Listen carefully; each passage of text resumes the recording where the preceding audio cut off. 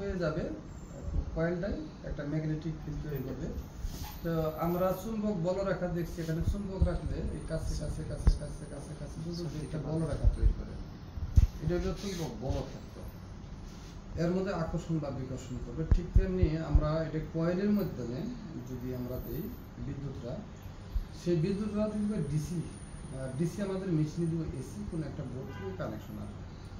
এই কানেকশন যখন এখানে আসবে, কয়েলটা একটা চার্জিতে আহিত হয়ে সেটা একটা ম্যাগনেট ফিল্ড তৈরি করবে। আর কোর যেটা আছে, আয়রন কোর যেটা আছে, এটা গেট বাল্বের মতো অফ আর অন করে।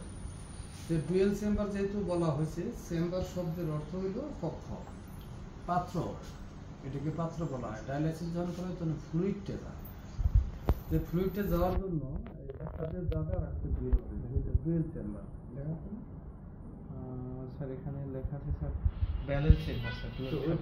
ব্যালেন্স যখনই করা হয় তখনই ডুয়েল। তো ব্যালেন্সিং শব্দটা মেজারমেন্ট শব্দ এক পাশে পাথর আর আরেক পাশে হলো সাইল অথবা ডাইল, মুসুরের ডাইল। তার মানে এখানে রেফারেন্স একটা থাকবে আর মেজার করবে। যখন আমার প্রয়োজন পড়বে মাইক্রোপ্রসেসর, তখন এসে ভোল্টেজ দিবে বা কারেন্ট দিবে, আর যখন দরকার নেই তখন দিবে না। যখন কারেন্ট দিবে তখন এইটা ম্যাগনেট হয়ে সেটা রাস্তা খুলে দিবে, আবার যখন ডিম্যাগনেটাইজ হবে দরকার নাই এটা হবে। কিন্তু এটা ওপেন অফার পুরো মাইক্রোপ্রসেসর, কিন্তু এটা করবে কি কারণে করবে? ইজ প্রেসার গ্রেডিয়েন্ট আর ইয়ার গ্রেডিয়েন্ট, মানে দুইটা চাপের হবে নাকি ভলিউমের হবে না কিসের কারণে? স্যার প্রেসারই হবে। তাহলে যদি প্রেসার হয়, যাই হোক না কেন বাতাসও প্রেসার দেয়, তরলও প্রেসার দেয়। তাহলে এটা হচ্ছে কি আমরা নিউমেটিক প্রেসারের কারণে জিনিসটা এটা ভোল্টেজ পাবে কি পাবে না, এটা হলো জিনিস।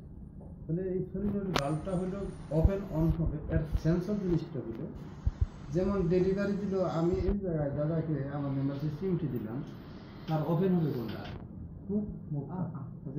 সেন্স করে ওখানে মুখে যে স্যার কিন্তু এইটা যদি ডেড হয়ে যায় এটা কাজ করবে না স্যার। এটা হলো আমার ইনপুট, সেন্সর দিলাম সেন্সিং অর্গান, এই প্রসেসর বোর্ড, এটা delivery output point sir clear.